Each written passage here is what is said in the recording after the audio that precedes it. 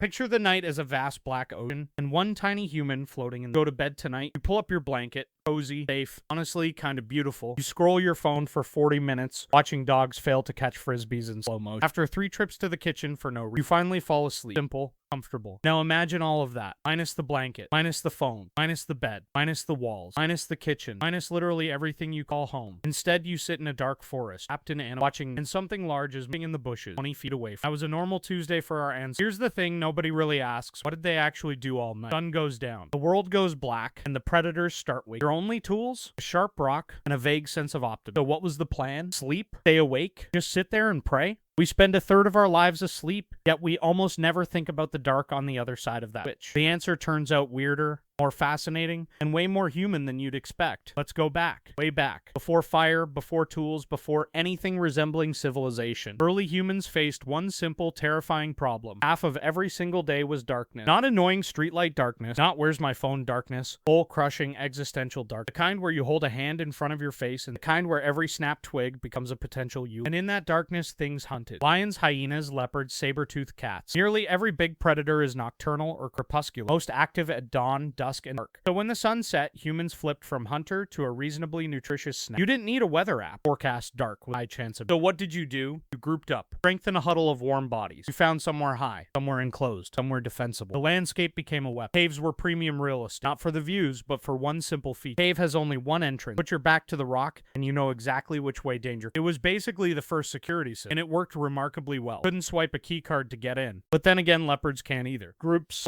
packed together, close enough to share body heat against the cold, close enough to hear each other breathe, close enough to know the moment something came. There was a real safety in numbers that went far beyond just defense. Someone was always a light sleeper. Someone always stirred. Someone always accidentally kept watch. Meet Flint, our caveman, and keep an eye on him. His night is about to change forever. Then, somewhere around 400,000 years ago, everything changed. One thing rewrote the whole night. Fire. The moment humans truly controlled it, the dynamic of the night flipped completely. Fire does something almost magical. It warms you, it cooks food, and it draws a line. It makes a circle of light, a glowing wall between you and the dark. Most big predators won't cross firelight. To them, an open flame is an unnatural confusion. Suddenly you were safe, not through speed or strength, but through light itself. But here's the part nobody talks about enough. Fire didn't just protect early humans, it quietly began rewriting what a human being even was. Then, around 400,000 years ago, everything changed. Early humans gained reliable control over fire, and the night was never the same. Fire does something almost magical for survival. First, the obvious one, it keeps you warm through the long, cold dark. It also lets you cook food, which dramatically improves how much nutrition your body can actually pull out of every bite. But the bigger trick is this. Fire creates a boundary, a circle of light, a wall between you and the dark. Most large predators won't cross into firelight. They evolved to hunt in darkness, and an open flame is a confusing anomaly. Think of that flame as the first wall humanity ever built. Not stone, not wood, just light holding back the night. So you were safer at night not through strength or speed, but through light itself, a glowing force field made of fire. But here's the part that doesn't get talked about enough. Fire didn't just protect humans, it changed what humans were. Around a fire, you can't really be productive. You can't read, you can't write, you can't send annoyed emails to coworkers. What you can do is sit, look at each other, and actually be fully present with the people right beside you. Researchers studying modern hunter-gatherers, like the Juhonzi of the Kalahari Desert, found something genuinely remarkable about day versus night. And the Hadza of Tanzania show the same thing. If this is hooking you, stay close, because the night gets stranger. Daytime talk in these communities is mostly practical. Who's hunting where, what to gather, basic logistics, a prehistoric Monday morning briefing, but nighttime conversation is completely different. The sun goes down, the fire comes up, and the whole mood of talk shifts. At night, around the fire, people tell stories, long, elaborate, emotionally rich, morally layered stories that hold everyone completely captive. Stories about ancestors, stories about how the world began, stories about what it means to be brave, generous, worth knowing. Roughly 80% of nighttime campfire talk is storytelling, compared to about 6% during the day. Day logistics, night stories, read that twice. Every single evening for tens of thousands of years, humans sat around fires and narrated the entire world to each other. They were doing exactly what we do with novels, with films, with every streaming binge, making sense of life through narrative. The campfire was the cinema. The storyteller was the screen. Picture humanity's first movie theater, just flames, faces, and the dark. And this matters because stories are how culture transmits itself. They carry meaning forward when nothing else can hold it. Values get passed down. History survives. Identity gets built across generations, all carried on nothing but voices in the dark, without writing, without books, without any storage at all. Fireside stories were the actual hard drive of human civilization. Fire may have been the single biggest catalyst for language, empathy, cultural memory, and the deep social bonds that define us. Sitting around a fire telling stories might be the reason we became creatures who can imagine things that don't exist yet. Not bad for a bunch of people in animal skins holding sharp rocks, staring at flames they barely understood. Now sleep. Because here's where it gets genuinely strange, and where it might actually change how you feel about waking up at 3 a.m. Most of us assume the natural, healthy way to sleep is 8 hours, continuous, one unbroken block straight through till morning. So if you wake at 3 a.m. and can't drop back off, you assume something is wrong with you. You start to worry. You Google symptoms. You spiral down a rabbit hole. By 4 a.m., you've diagnosed yourself with 3 disorders and a deficiency. Here's the twist. That assumption might be completely historically wrong. The 8-hour block may be a very recent invention. A historian named Roger Ekirch spent decades reading thousands of diaries, court records, and medical texts, and found something astonishing. For most of human history, people didn't sleep in one block. They slept in 2. First sleep, then second sleep. Imagine the night split cleanly in 2, with a quiet island of wakefulness floating in the middle of the dark. You'd head to bed a couple of hours after dark, settling in not long after the last of the light faded. You'd sleep for roughly 3 to 4 hours, dropping into that first deep block as the night settled around you. Then you'd wake naturally, not in a panic, not in distress, just calmly surfacing, the way you drift out of a daydream, and you'd stay awake for an hour, sometimes 2,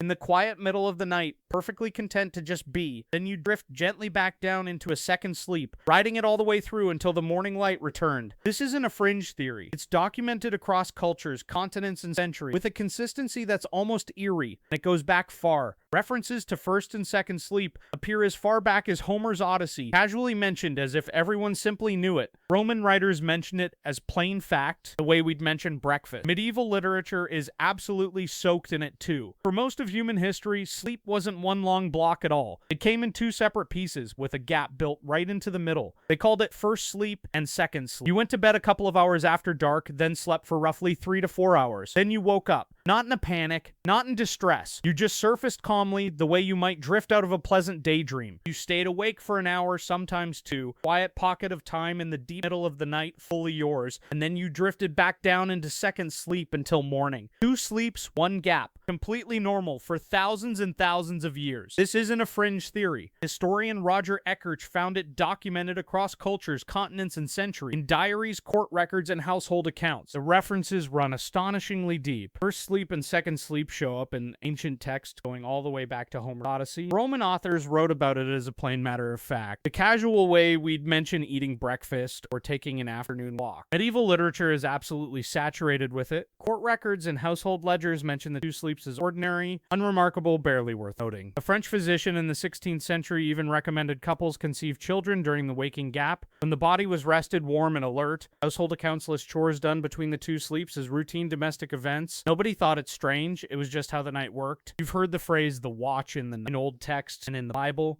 We picture armed guards on a wall. Often it meant something far gentler. Very often it simply meant the gap between the 2 sleeps, when ordinary civilians were quietly, normally awake in the dark. And what did people actually do in that way? Honestly, everything. The middle of the night had its own full, busy little life. They prayed. Many traditions, the still hours between midnight and dawn were the sacred time of all, when the soul felt closest to the divine. They thought about their dreams, which were taken far more seriously back then, treated as real messages worth decoding rather than random noise. They had sex. Apparently this was considered a fine time for it, since the body was warm and relaxed and there was nowhere else to be. They tended the fire, feeding logs in to keep the heat alive through the coldest, deepest hours, when letting it die could mean real danger. Farmers checked on their livestock, walking out into the cold to make sure the animals were still safe, still fed, still where they left them. Mothers nursed their infants in the quiet dark, the night fitting naturally around them. And in towns, people actually visited their neighbors. Not creepy nocturnal energy, just folks who knew each other moving through dark streets like it was perfectly normal. It wasn't insomnia, it wasn't a disorder, it wasn't a malfunction, it was simply the night doing what the night had always done. The night existed in phases, the way it always had. Its own structure and its own purpose, folded quietly dark. So why did this ancient pattern collapse? The culprit almost certainly is one thing humans invented and never looked back from: artificial light. Once you could flood a room with gas lamps, then electric bulbs, you pushed bedtime later and later into the eve without even noticing. Total sleep time time compressed. The natural gap between first and second sleep vanished, swallowed up inside one single longer block of unconsciousness. And suddenly waking up in the middle of the night felt wrong, like something had broken inside you rather than an ancient rhythm simply doing its job. So here's the real payoff. If you've ever woken at 3 in the morning, calm and strangely clear-headed, and lain there just thinking before drifting back, you are not broken. You are, in the most literal sense, prehistoric. Your body simply remembered something it was never really supposed to forget. A rhythm older than electricity, older than walls, older than the very idea of a single solid night's sleep. Now go further back still, because the deeper you dig into how ancient slept, the more impressive it gets. They didn't just flop onto bare rock and hope for the best. A border cave in South Africa, archaeologists found evidence that far back as 200,000 years ago, humans were building deliberate sleeping platforms from layered plant material. These weren't furniture, but carefully chosen layers of grasses, leaves, and plants, assembled with real intention into something genuinely comfortable to lie on. And here's the detail that makes it remarkable. Beneath those layers, researchers found ash, spread there on purpose, because ash repels ticks, mites, fleas, and biting insects. Picture it, someone woke up itchy, glanced at the cold ash from the fire,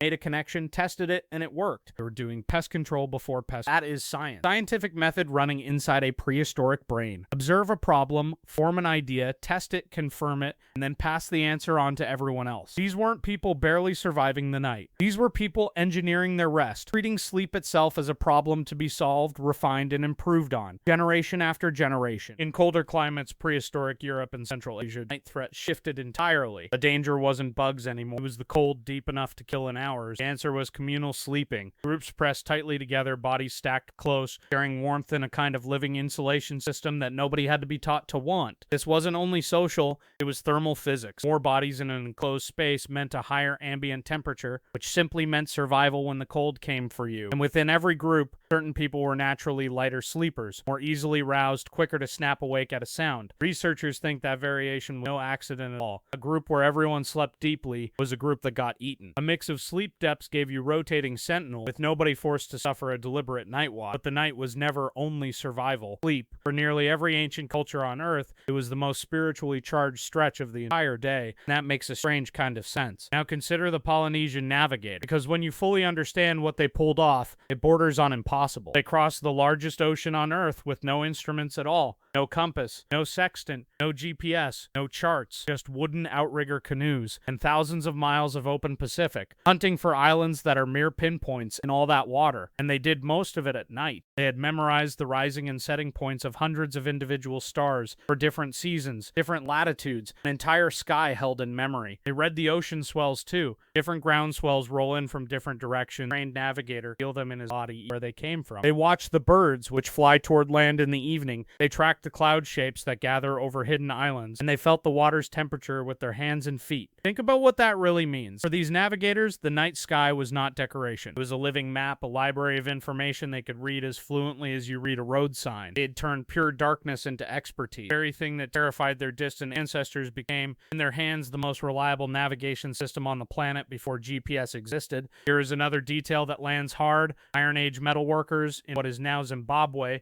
working between roughly 200 and 1900 CE, deliberately chose to fire their forges at night. It was not tradition and it was not random. During the day, ambient sunlight washes out the subtle color changes in hot metal, and those colors are how you read its exact temperature. Red heat, orange, yellow, white. Each stage tells the smith something precise about what the metal will do. At night, against the dark, those colors snap into perfect, unmistakable clarity. So they were using darkness itself as a precision instrument, the way you might use a magnifying glass. The night did not slow their craft down. It made the craft possible. In ancient Pakistan, Mohenjo-daro, one of the first true cities, and over 4,000 years old, sanitation workers collected waste specifically at night for some very obvious quality of life reasons. The city already had a sophisticated drainage system, and the waste collection ran in darkness, a matter of scheduling. They had logistics. They had, in plain terms, a working night shift. Bronze Age Oman, farmers irrigated their crops at night to cut down on evaporation loss, a genuinely clever water-saving strategy in a dry land, worked out through pure observation. In cold northern Europe, the Vikings burned fish oil and whale fat in lamps to light their longhouses. Because Scandinavian winter nights can stretch on for 18 to 20 hours, they did not surrender to the dark.